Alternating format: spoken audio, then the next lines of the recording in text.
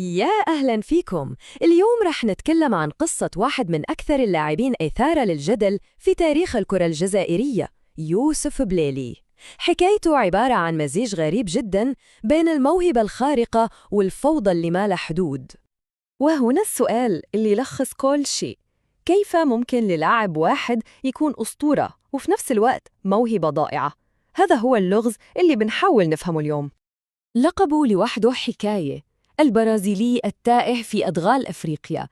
اللقب هذا ما يوصف بس أسلوب لعبه الممتع اللي يشبه نجوم البرازيل، لا، هو كمان يلمح لمسيرته اللي تحسها أحياناً ماشية بدون بوصلة، موهبة فطرية عملاقة بس تمشي في طريق ما حد يتوقعه. طيب، خلونا نرجع للبداية. قصة صعود الموهبة هذه بدأت في مدينة وهران، وهناك ظهرت موهبته لأول مرة ومهدت الطريق لرحلة كانت مليانة بالوعود والتحديات. بدايته مثل ما نشوف كانت كوكتيل من كل شيء. انطلق من وهران مع صديق طفولته بغداد بونجاح، وبعدها راح لمولودية الجزائر وعمره 15 سنة بس، لكنه عانى هناك عشان يثبت نفسه. نقطة التحول الحقيقية كانت لما رجع لمدينته وهران. هناك المدرب أعطاه الثقة الكاملة اللي كان محتاجها عشان يطلق العنان لموهبته. وهنا نشوف أول قرار كبير رسم مسار بليلي المهني. كان قدامه عرضين، واحد من فرنسا والتاني من تونس. الفرق المادي كان كبير جداً، واختياره لعرض الترجي الأعلى كان إشارة مبكرة على أنه مسيرته ما رح تمشي في الطريق الأوروبي التقليدي اللي يمشي فيه أغلب النجوم. بعد ما رجع للجزائر ولعب مع اتحاد العاصمة، وصل لأعلى مستوى له. مهاراته كانت شيء استثنائي، لدرجة أنه في وصف شاعري جميل يقول: كان يدخل الملعب فيبكيه بمراوغاته. يعني تخيلوا حجم الموهبة وقدرته أنه يحول المباراة للوحة فنية. ومع كل هالتألق بدأت تظهر عادة ثانية في مسيرته، عادة خلته ياخد لقب جديد: بوعام. اللقب هذا يعكس عدم استقراره وميله إنه يترك الأندية بعد موسم واحد بس، وهذا الشيء صار علامة مميزة في مسيرته بعدين.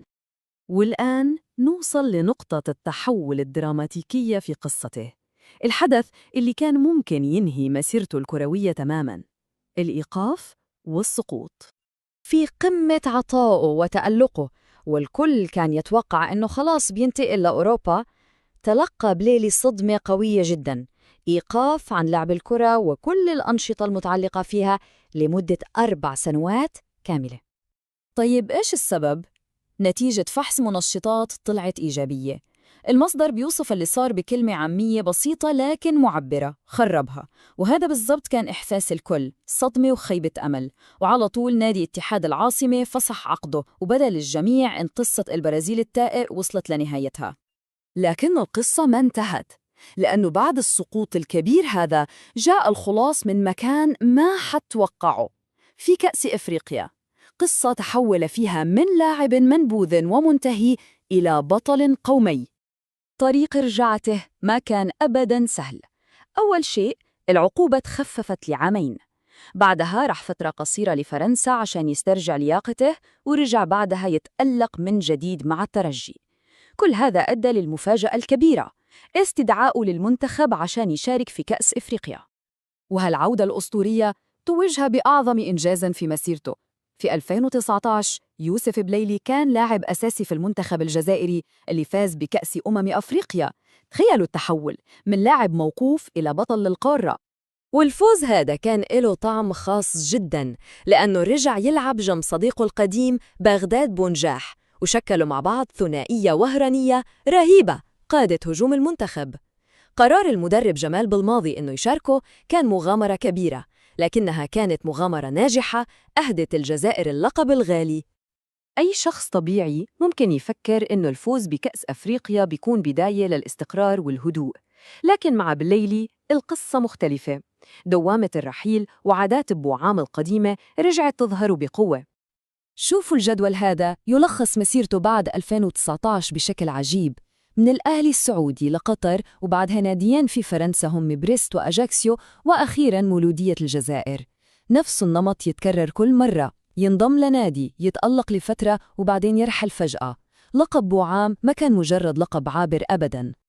ويمكن واحد من أغرب الأمثلة على شخصيته المتقلبة هو رحيله عن الأهلي السعودي.